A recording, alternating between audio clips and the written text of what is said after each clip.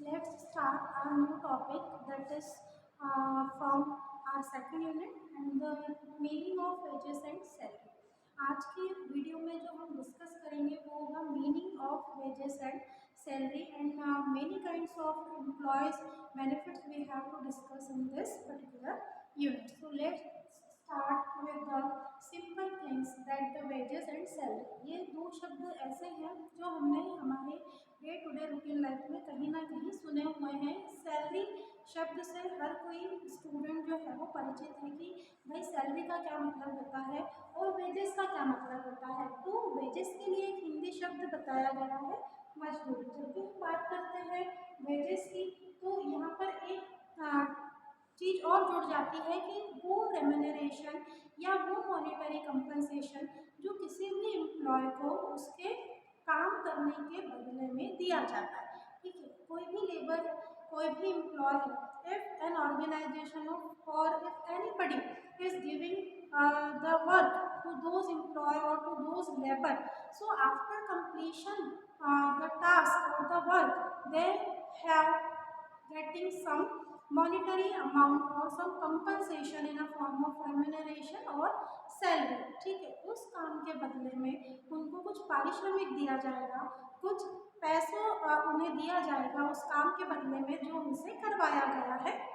और हर ऑर्गेनाइजेशन में या हम बात करें कि ऑर्गेनाइजेशन के अलावा अगर कोई इंडिविजुअल, अगर हमारे घर पर कोई काम है, अगर कोई पर्टिकुलर पर्सन आकर हमारे घर का वो काम करता है, वो इलेक्ट्रीशियन हो, वो प्लम्बर हो या वो कोई सफाई कर्मचारी हो, अगर वो आता है और कोई टास्क हमारे द्वारा बताया गया वो कंप्लीट करता है तो उसके बदले में हम उसे क्या करते हैं, कुछ पैसा देते हैं, कुछ मनी हम देते हैं. तो वो क्या कहलाती है कि भाई उस काम के बदले में दिया गया एक अमाउंट जिसको वेजेस कहा जाता है, जिसको उसकी मजदूरी कहा जाता है, जो पारिश्रमिक उसको उसके काम के बदले में दिया जाएगा in exchange of the work has done, जो काम उन्होंने कंप्लीट किया है. अब सैलरी को भी हम दोनों को एक ही भाषा में या एक ही टर्मिनोलॉजी में कनेक्ट कर सकते हैं कि भाई जो वेजेस है वही क्या होती है, सैलरी. कभी वो वेजेस के नाम से जानी जाती है, उसको सैलरी भी कहा जा सकता है, अलग अलग नाम से. रेम्यूनरेशन भी हम कहते हैं, कंपनसेशन भी उसको कहते हैं. बट सीधा सा जो इन शब्दों का मतलब होगा या जो इन सब शब्दों के अंदर सम्मिलित चीज़ें होंगी वो क्या होगी, सिर्फ और सिर्फ मनी. कि भाई किसी भी काम के बदले में दिया जाने वाला एक अमाउंट जो मनी होता है, जो पैसों के फॉर्म में हम उस पर्सन को काम कंप्लीशन के लिए देते हैं, उसको हम क्या कहते हैं, वेजेस, सैलरी, रेम्यूनरेशन, मजदूरी, पारिश्रमिक. ठीक है, so it is the simple meaning of wages and salary. Now some different types of wages are there here also.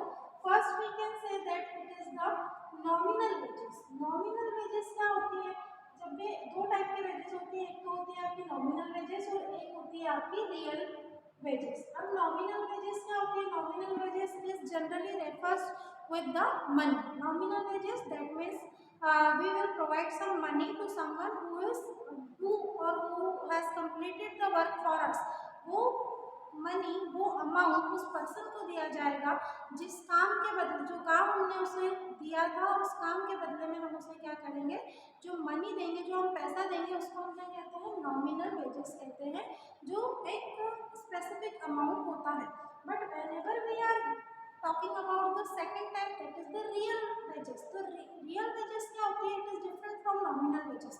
तो क्या इसमें मनी नहीं आएगा, नहीं, इसमें मनी आएगा, but it is refers in the terminology of commodities and services. ठीक है, कुछ वस्तुओं और सेवाओं के बदले में अगर हम किसी पर्सन को कोई भी अमाउंट देते हैं, कोई भी पैसा, कितना भी पैसा अगर हम उसे देते हैं तो वो क्या कहलाता है, real wages after in exchange of work. ठीक है, अब ये जो आप पैसा दे रहे हैं ये उसके एक्सचेंज में उसकी कमोडिटी या सर्विसेज के प्रोवाइड. जैसे हम शॉप पे गए, हमने कोई कमोडिटी परचेस किया तो we will give money to the shopkeeper, लेकिन इसके लिए हमने कोई वर्क तो कंप्लीट करके नहीं दिया कि भाई मैं काम कंप्लीट करके दे रहा हूँ फिर आप मुझको कमोडिटी दे रहे हो या वो सेवाएं आप मुझे सर्विसेज में आपसे परचेस कर रहा हूँ.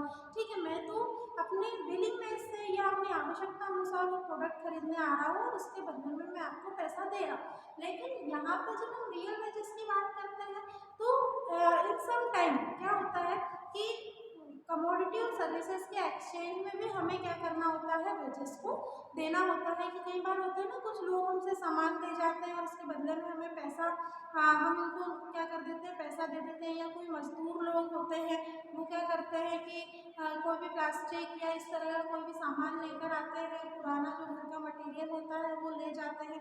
तो we can't say that they are taking the wages from us, they are taking the salaries from us.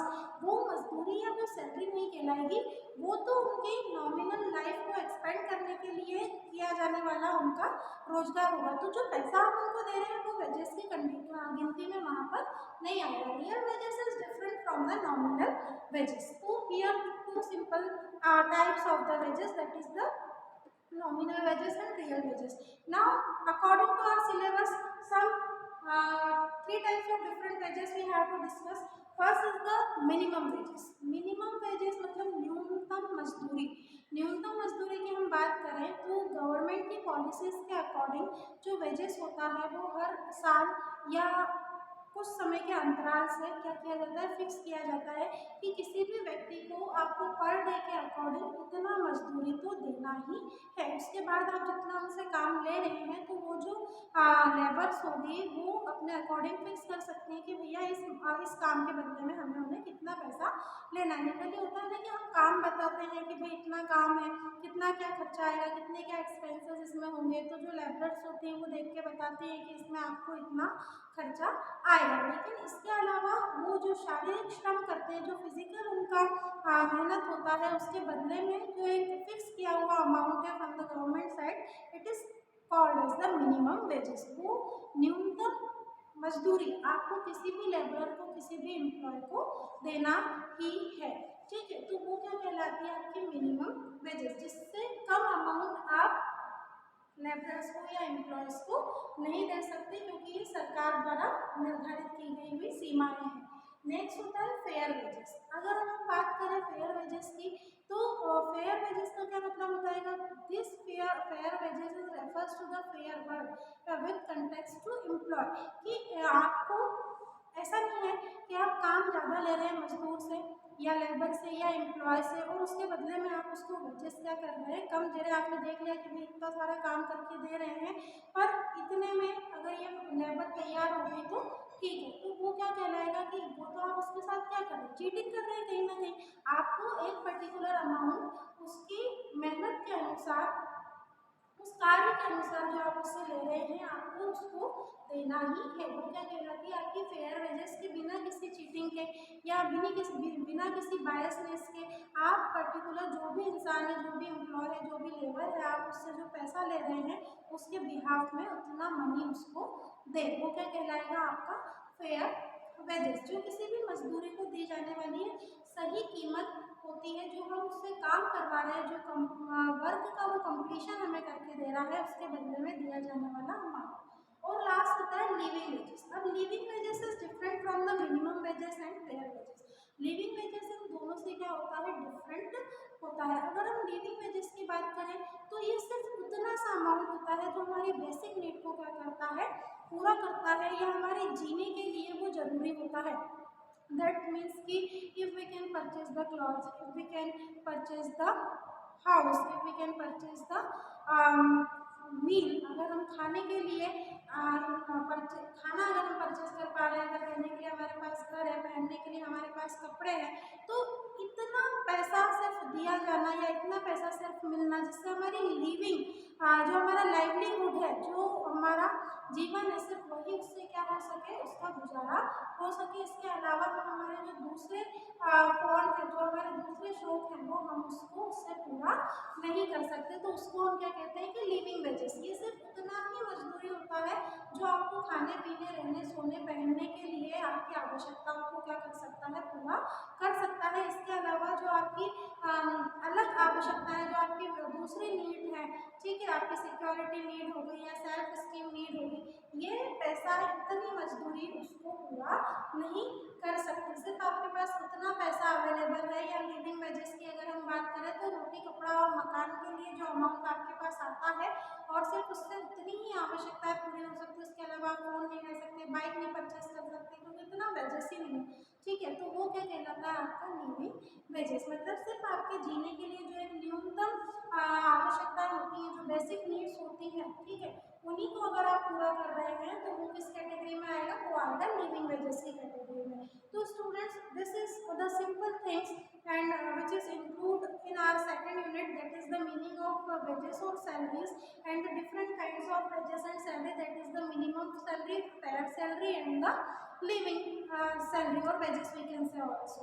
So this is the topic. After that we have to discuss different kind of benefits which is getting from the employee from any organization. अलग अलग संस्थाओं से employees को in wages के अलावा आपने कई बार सुना होगा कि बोनस दिया जाता है या फिर इंश्योरेंस रिलेटेड सिक्योरिटी पॉलिसी आपकी कराई जाती है, फ्रिंज बेनिफिट्स होते हैं, ठीक है। इसके अलावा आपको कुछ कंपनसेशन मिलता है कि जिनको आप क्या कहते हैं, भत्ते, जिनको हम कहते हैं कि भाई रहने के लिए सुविधा है, बच्चों का पढ़ाई का खर्च ऑर्गेनाइजेशन उठा रही है, अगर आपको कहीं घूमने फिरने के लिए जाना है तो उसका खर्चा भी जो होगा वो ऑर्गेनाइजेशन बियर करेगा। साल में 2 बार आपको मूवी फ्री देखने को मिलेगा विथ फैमिली, तो उसका भी जो खर्चा है, एक्सपेंसेस है, वो कौन उठाएगा, ऑर्गेनाइजेशन उठाएगा। तो this is the different benefits which is getting from the employ from the governmental organisation and non governmental organisation. जरूरी नहीं है कि सिर्फ सरकारी संस्थाओं से ही ये कंपनसेशंस और ये सारे जो भत्ते होते हैं वो मिलते हैं, कई जो नॉन गवर्नमेंटल ऑर्गेनाइजेशंस होती हैं या जो प्राइवेट और संस्थाएं होती हैं वहाँ से भी इस तरह के कंपनसेशन और भत्ते एम्प्लॉयज़ को मिलते हैं। तो this is the simple things which is come into the wages and salary. Apart from और after from this video we will discuss the different kinds of benefits which is getting from the employee.